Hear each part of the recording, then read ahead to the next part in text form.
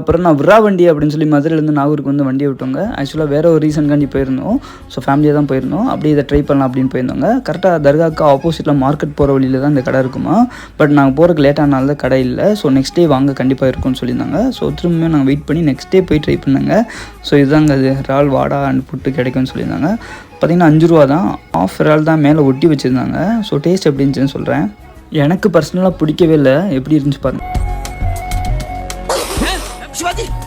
உப்பு காரம் எதுவுமே இல்லை, சப்புன்னு இருந்துச்சு மண்ணு மாதிரி. இது இங்கே தான் கிடைக்கணும் இல்லை, நாகூரில் பீச் பக்கத்துலையுமே நிறைய இடத்துல கிடைக்கும். ட்ரை பண்ணாதீங்க, வேஸ்ட். பீஃப் பண்ணு தான் இதோட ரேட்டு வெறும் 30 ரூபா தான். சென்னையில் அந்த தவா கறிலாம் விற்பாங்களே பீஃப்ல, அதே மாதிரி தவா கறியை எடுத்து பண்ணை வாட்டி அதுக்கு நடுவில் ஸ்டஃப் பண்ணி கொடுக்குறாங்க. அதுவும் வெறும் நாகூர் சைடு போனீங்கன்னா கண்டிப்பாக இந்த மாதிரி ஸ்ட்ரீட் ஃபுட் கடையில் ட்ரை பண்ணிட்டு எப்படி இருந்துச்சு அப்படிங்கிறத கமெண்ட் பாக்ஸில் கமெண்ட் பண்ணுங்க.